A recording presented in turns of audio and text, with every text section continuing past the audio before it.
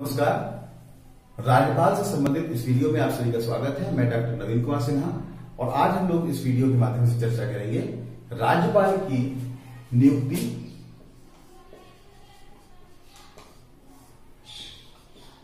उनके लिए योग्यताएं और जो उनकी शक्तियां हैं इन्हीं के बारे में। तो जो राज्यपाल होता है, जो हमारा भारत का संविधान है, उसके अनुच्छेद 153 के अनुसार प्रत्येक राज्य के लिए एक राज्यपाल की व्यवस्था की गई है। और हमारे जो संविधान का 7वां संशोधन हुआ था 1956 में, उसमें यह व्यवस्था की गई थी कि कोई भी व्यक्ति जो है वो एक से अधिक राज्यों का राज्यपाल हो सकता है। राज्यपाल के बारे में विभिन्न विद्वानों ने अपने मत व्यक्त किए हैं। के.एम. मुंशी के अनुसार राज्यपाल संवैधानिक औचित्य का प्रहरी वह कड़ी है जो राज्य को केंद्र के साथ जोड़ते हुए भारत की एकता के लक्ष्य को प्राप्त करता है। M.V. पायली के अनुसार वह केवल नाम मात्र का अध्यक्ष नहीं है, वह एक ऐसा अधिकारी है जो राज्य के शासन में महत्वपूर्ण रूप से भाग ले सकता है। सरोजिनी नायडू के अनुसार राज्यपाल उस पक्षी की भांति है जो सोने के पिंजड़े में बंद है।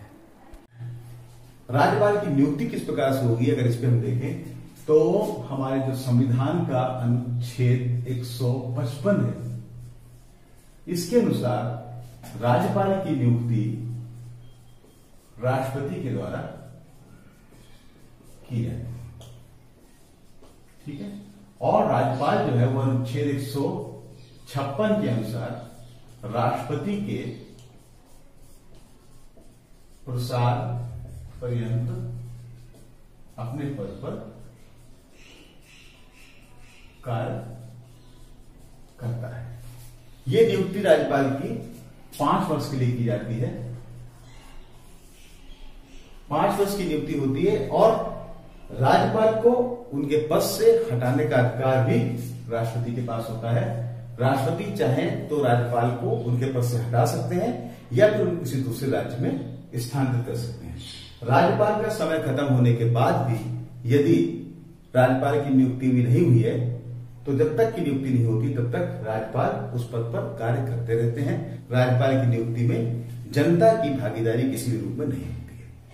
अगर हम योग्यताओं की चर्चा करें तो कोई भी व्यक्ति जो 35 वर्ष की आयु पूर्ण कर लिया हो वो राज्यपाल बनने के लिए योग्य हो जाता है। इसके साथ साथ अगर आप देखें तो राज्यपाल के पद के लिए किसी भी व्यक्ति का भारत का नागरिक होना आवश्यक होता है। साथ साथ जो विधानसभा है उसके सदस्य बनने की योग्यता भी उसमें होनी चाहिए। सदस्य बनने की योग्यता होनी चाहिए। कोई व्यक्ति ऐसा हो जो पागल या दिवालिया घोषित हो गया हो तो वो इसके लिए अयोग्य होता है। अगर कोई व्यक्ति केंद्र सरकार या राज्य सरकार या इससे संबंधित किसी प्रतिष्ठान में लाभ के पद पे काम कर रहा हो तो वो भी राज्यपाल के पद के लिए योग्य नहीं होता है। अगर कोई व्यक्ति ऐसा है जो केंद्रीय विधायिका या राज्य की विधायिका में का सदस्य है तो जिस स्थिति में वो राज्यपाल के लिए नियुक्त हो जाएगा उस स्थिति से वो वहां का सदस्य नहीं माना जाएगा।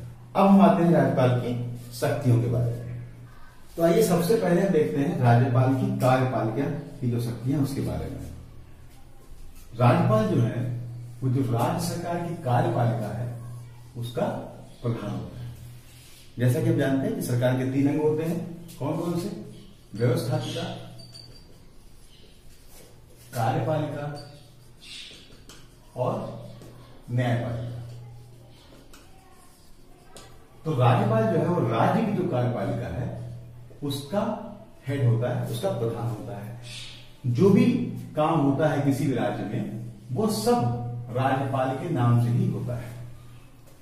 और राज्यपाल जो है वो अपनी शक्तियों का प्रयोग जो है या तो वो स्वयं करता है या फिर अपने अधीनस्थ कर्मचारियों के द्वारा। अधीनस्थ कर्मचारियों में मुख्यमंत्री, उनकी मंत्रिपरिषद आदि शामिल होते हैं। जो राज्य के महाधिवक्ता हैं और लोक सेवा आयोग के जो अध्यक्ष सदस्य हैं उनकी नियुक्ति राज्यपाल के द्वारा की जाती है। और राज्यपाल जो है, राष्ट्रपति जो है, जब हाई कोर्ट उच्च न्यायालय के न्यायाधीशों की नियुक्ति करता है तो वो राज्यपाल से परामर्श लेता है संबंधित राज्य के राज्यपाल से। सीएम मुख्यमंत्री के परामर्श से मंत्रियों को विभाग का बंटवारा राज्यपाल के द्वारा किया जाता है और मुख्यमंत्री और उनकी मंत्रिपरिषद को पद और गोपनीयता की शपथ जो है वो भी राज्यपाल के द्वारा दिलाई जाती है। राज्यपाल जो है वो मंत्रियों को चेतावनी देने का काम, मंत्रणा देने का काम, प्रोत्साहन देने का कार्य भी करता है। मुख्यमंत्री और मंत्रिपरिषद को पदच्युत करने का, उनका त्यागपत्र स्वीकारने का भी कार्य राज्यपाल के द्वारा किया जाता है। और जो मुख्यमंत्री हैं, जो मंत्रिपरिषद की नीतियां और निर्णय हैं, इसकी सूचना समय समय पर राज्यपाल को दिया जाना यह अपेक्षा की जाती है कि वो देंगे। जो राज्यपाल होता है वो विश्वविद्यालय के कुलाधिपति के रूप में होता है और जो विश्वविद्यालय के कुलपति हैं उनकी नियुक्ति राज्यपाल के द्वारा की जाती है। राज्यपाल की विधायी शक्ति पर अगर चर्चा करें तो देखिए सबसे पहले क्या है कि वो व्यवस्थापिका का प्रमुख होता है और जो भी राज्य की विधानसभा है उनके अधिवेशन को बुलाता है और किसी भी सदन का सत्रावसान कर सकता है।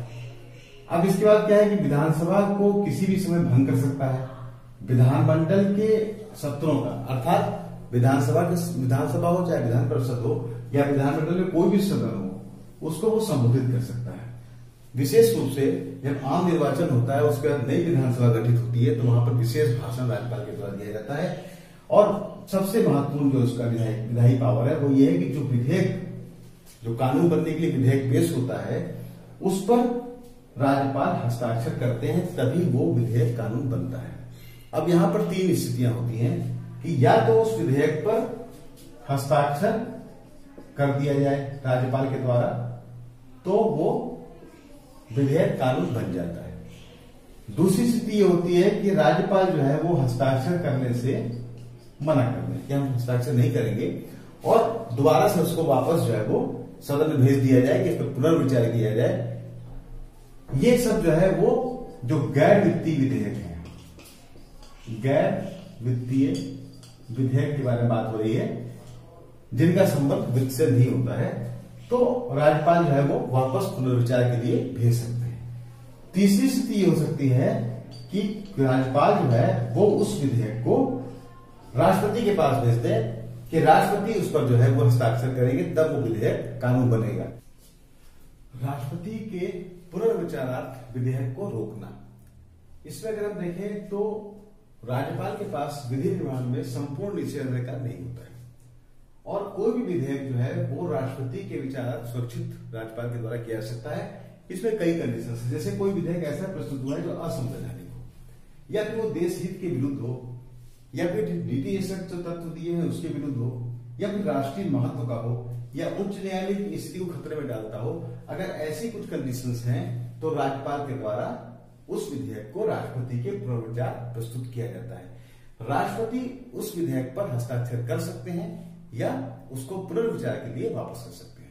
अगर राष्ट्रपति के द्वारा उस विधेयक पर पुनर्विचार करने के लिए राज्यपाल के माध्यम से पुनः विधानमंडल में वापस कर दिया जाता है तो फिर 6 महीने के भीतर उस विधेयक को दोबारा पारित करके संशोधन के साथ या बिना संशोधन के वो पुनः राज्यपाल के पास जब आता है तो राज्यपाल के द्वारा राष्ट्रपति के पास दोबारा उसको हस्ताक्षर के लिए भेजा जाता है। तो अभी आपने देखा कि किस प्रकार के विधेयक हैं जो राष्ट्रपति के पास भेजे जाते हैं। तो जो विधेयक होते हैं वो कानून तभी बनेंगे जब राज्यपाल के द्वारा तो हस्ताक्षर कर दिया जाए या फिर हस्ताक्षर करने से मना कर दिया जाए और पुनः उसको विधानसभा में पुनर्विचार के लिए भेज दिया जाए और जब वो दोबारा से वापस आते हैं पुनर्विचार होकर के तब राज्यपाल को हस्ताक्षर करना होता है। नेक्स्ट है अध्यादेश जारी करना। जब सदन न चल रहा हो और कोई विशेष कानून की आवश्यकता हो तो राज्यपाल जो है वो अध्यादेश जारी कर सकते हैं। ये अध्यादेश तभी तक मान्य होते हैं जब सदन शुरुआत हो जाए और 6 हफ्ते बीत जाए। उसके 6 हफ्ते के बीच में ही यदि सदन जो है वो उस पर कानून बना दे तो वो आगे तक जारी रहते हैं, अदरवाइज 6 हफ्ते के बाद वो अध्यादेश स्वतः ही समाप्त हो जाते हैं। यदि विधानसभा का अध्यक्ष या उपाध्यक्ष या विधान परिषद के सभापति या उपसभापति नहीं है, पदरिक्त है, तो ऐसी स्थिति में वो सदन के किसी भी व्यक्ति को अध्यक्षता करने के लिए आमंत्रित कर सकते हैं। और हम देखेंगे राज्यपाल की वित्तीय शक्तियों के बारे में। जो वित्तीय विधेयक होता है वो राज्य के विधानमंडल में जब प्रस्तुत होता है तो उसके पहले राज्यपाल की पूर्व अनुमति ली जाती है। तभी हम उससे पहले चर्चा कर रहे थे कि जो विधेयक गैर वित्तीय होते हैं उस राज्यपाल या तो हस्ताक्षर कर देते हैं या फिर उसको वो पुनर्विचार के लिए वापस कर सकते हैं। लेकिन जो वित्तीय विधेयक है उनको राज्यपाल के द्वारा वापस नहीं किया जाता है। इसका कारण यही है कि वो विधेयक पेश ही होते हैं राज्यपाल की पूर्व अनुमति के बाद, इसलिए उसको वापस करने का कोई प्रश्न नहीं होता है। और जब भी कोई वित्तीय वर्ष प्रारंभ होता है तो उस वार्षिक जो वित्तीय विवरण होता है वो विधानमंडल के समक्ष राज्यपाल के द्वारा प्रस्तुत किया जाता है। अगर हम न्यायिक शक्तियों के बारे में बात करें तो जो राज्य से संबंधित विषय है उनसे संबंधित अगर कोई व्यक्ति न्यायालय से दंडित किया गया है तो उसको क्षमा करना, उसके दंड को निलंबित करना या उसको स्थगित करने का अधिकार राज्यपाल के पास होता है। और इसके साथ साथ न्यायिक शक्तियों को हम देखें तो जब उच्च न्यायालय के न्यायाधीशों की नियुक्ति राष्ट्रपति के द्वारा की जाती है तो उसमें राज्यपाल से परामर्श लिया जाता है। राज्यपाल को कुछ विवेकाधीन भी शक्तियां प्राप्त होती हैं। तो आइए हम लोग देखते हैं कि राज्यपाल को कौन कौन सी विवेकाधीन शक्तियां हैं। सबसे पहले अगर आप देखें तो अनुच्छेद 163(2) जो है उसमें यह दिया हुआ है कि कौन सी शक्तियां विवेकाधीन में आती हैं। इसका निर्णय राज्यपाल स्वयं ही कर सकता है कि कौन कौन से विवेकाधीन अधिकार उसके हैं, लेकिन ये असीमित नहीं है। और अगर इसका दुरुपयोग किया जाता है राज्यपाल के द्वारा तो राष्ट्रपति जो है वो इस पर नियंत्रण करते हैं। और अब हम विवेकाधीन शक्तियों को देखें तो मुख्यमंत्री की नियुक्ति और विमुक्ति। देखिए, मुख्यमंत्री की नियुक्ति के लिए ये है कि जो भी दल बहुमत में हो तो राज्यपाल उस बहुमत दल के नेता को मुख्यमंत्री पद के लिए आमंत्रित करते हैं पद ग्रहण करने के लिए। और मुख्यमंत्री की परामर्श से मंत्रिपरिषद के अन्य मंत्रियों की नियुक्ति की जाती है। लेकिन कभी कभी ऐसी स्थिति आती है जब बहुमत ना मिला हो, कोई स्पष्ट बहुमत ना मिला हो, उस समय राज्यपाल को विवेकाधीन शक्तियों के तहत अपने विवेक से ये देखना होता है कि ऐसी कौन सी सरकार बनाई जाए जो स्थायित्व प्रदान कर सके। तो अगर देखें तो मुख्यमंत्री की नियुक्ति में राज्यपाल को विवेकाधीन शक्तियां प्राप्त है। इसी के साथ साथ विमुक्ति अर्थात कोई भी ऐसा दल, कोई ऐसी पार्टी जिसका बहुमत समाप्त हो गया हो और वो अपना बहुमत स्थापित न कर पा रहा हो तो ऐसी स्थिति में जो राज्यपाल है उनको मुख्यमंत्री को विमुक्त करने का भी अधिकार होता है। विधानसभा की बैठकों को आह्वान करना राज्यपाल का एक विवेकाधीन अधिकार है। और अनुच्छेद 175(1) में व्यवस्था की गई है कि राज्यपाल दोनों सदनों की संयुक्त बैठक बुला सकते हैं, उनको संबोधित कर सकते हैं। लेकिन ये कब लागू नहीं होगी? 3 कंडीशंस हैं। पहली, यदि अनुच्छेद 356 के तहत उस राज्य में राष्ट्रपति शासन लगा हो या वो विधानसभा भंग हो या वो निलंबित हो, ऐसी दशा में अनुच्छेद 175(1) के तहत दोनों सदनों की संयुक्त बैठक बुलाकर के भाषण नहीं दिया जा सकता है। इसके बाद विवेकाधीन शक्तियों में है सदन का अवसान करना। सत्र समाप्त हो गया हो तो उसको अवसान बोलते हैं। तो राज्यपाल की विवेकाधीन शक्तियों में अगर हम देखें तो ये शक्तियां आती हैं। राज्यपाल और राज्य प्रशासन के दृष्टिकोण से अगर देखा जाए तो जो व्यवहारिक रूप से अगर देखा जाए तो राज्य की जो प्रशासकीय भूमिका है उसका निर्वहन राज्यपाल के द्वारा किया जाता है। और राष्ट्रपति शासन जब लगता है तो राज्यपाल वास्तविक प्रशासक हो जाता है वहां का। और अगर देखा जाए तो मुख्यमंत्री के साथ जो राज्यपाल का जो आपस में तालमेल है वह गरिमामय और परिपक्वतापूर्ण संबंध उसके बने होते हैं। दूसरा देखिए, अगर राज्यपाल और राष्ट्रपति शासन, अनुच्छेद 356 के अनुसार राष्ट्रपति आपातकाल लागू कर सकता है। कब कर सकता है? संक्षेप में देखें कि यदि कानून व्यवस्था विफल हो जाए किसी राज्य की या दल बदल से अराजकता फैल जाए, संसदीय व्यवस्था पर आघात पहुंच जाए, जैसे उदाहरण के लिए मुख्यमंत्री बहुमत में नहीं है लेकिन इस्तीफा न दें, सरकार के प्रति जनता का विश्वास समाप्त हो जाए, बहुमत होने पर भी जो है कोई दल सरकार न बनाए और अल्पमत दल को सरकार बनाने से रोके, कुछ ऐसी स्थितियां राज्य में हो सकती हैं जब राष्ट्रपति जो है वो 356 अनुच्छेद 356 के अंतर्गत राष्ट्रपति शासन लगा सकते हैं। संघ का अभिकर्ता, संघ के एजेंट के रूप में अगर देखें तो 2-3 अनुच्छेदों का हम जिक्र करेंगे आपसे। अनुच्छेद 200 हम लोगों ने पहले जिक्र किया था कि कुछ विधेयक ऐसे हैं जिन विधेयकों को राज्यपाल राष्ट्रपति के विचारार्थ भेज सकते हैं। तो अनुच्छेद 200 के अंतर्गत अगर देखा जाए तो राज्यपाल जो विधेयक कानून बनने के लिए उनके पास हस्ताक्षर लिए आते हैं तो वो राष्ट्रपति के पास विचार के लिए भेज सकते हैं। अनुच्छेद 356 जिसका जिक्र हमने यहाँ किया था कि राष्ट्रपति शासन में राज्यपाल की शक्ति बढ़ जाती है और वो अपने विवेक से, अपनी स्थिति के अनुसार, अपने विवेक से, अपनी बुद्धिमत्ता से अपने पद का प्रयोग कर सकते हैं। तो इस प्रकार से हमने देखा कि राज्यपाल की भूमिका किस प्रकार से होती है। अब अगर हम देखें तो संसदीय शासन व्यवस्था में, संघीय शासन व्यवस्था में राज्यपाल का पद बहुत महत्वपूर्ण है, क्योंकि राज्यपाल जो है वो अपनी बुद्धिमत्तापूर्ण निर्णय से, अपने जो विवेक से पूरे राज्य की जनता के लिए, उसके हित के लिए काम करते हैं।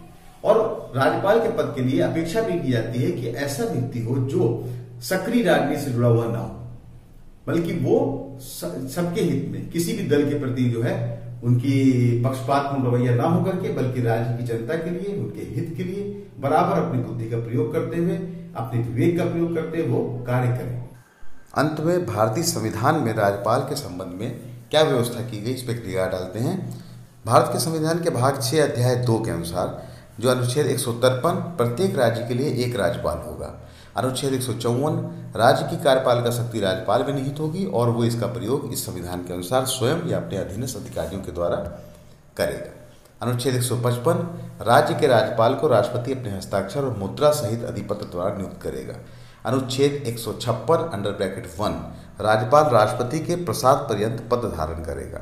अनुच्छेद 157 कोई व्यक्ति राज्यपाल नियुक्त होने का पात्र तभी होगा जब वह भारत का नागरिक है और 35 वर्ष की आयु पूरी कर चुका हो।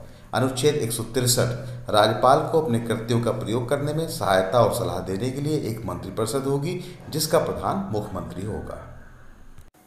भारत के संविधान के भाग 6 अध्याय 3 के अनुसार अनुच्छेद 176 में राज्यपाल विधानसभा के लिए प्रत्येक साधारण निर्वाचन के पश्चात प्रथम सत्र के आरंभ में और प्रत्येक वर्ष के प्रथम सत्र के आरंभ में विधानसभा में या विधान परिषद वाले राज्य की दशा में एक साथ समवेत दोनों सदनों में अभिभाषण करेगा और विधानमंडल को उसके आह्वान के कारण बताएगा। अनुच्छेद 200 जब कोई विधेयक राज्य की विधानसभा द्वारा या विधान परिषद वाले राज्यों में विधानमंडल के दोनों सदनों द्वारा पारित कर दिया गया है तो वो राज्यपाल के समक्ष प्रस्तुत किया जाएगा और राज्यपाल घोषित करेगा कि वह विधेयक पर अनुमति देता है या अनुमति रोक लेता है अथवा वह विधेयक को राष्ट्रपति के विचार के लिए आरक्षित रखता है। अनुच्छेद 201 के अनुसार जब कोई विधेयक राज्यपाल द्वारा राष्ट्रपति के विचार के लिए आरक्षित रख लिया जाता है तो राष्ट्रपति घोषित करेगा कि वह विधेयक पर अनुमति देता है या अनुमति को रोक लेता है। तो आज के इस वीडियो में हम लोगों ने राज्यपाल की नियुक्ति, उनकी योग्यताएं, उनके कुछ अधिकार, उनकी विवेकाधीन शक्तियों के बारे में चर्चा की। आशा है आपको ये वीडियो पसंद आया होगा। थैंक यू, धन्यवाद।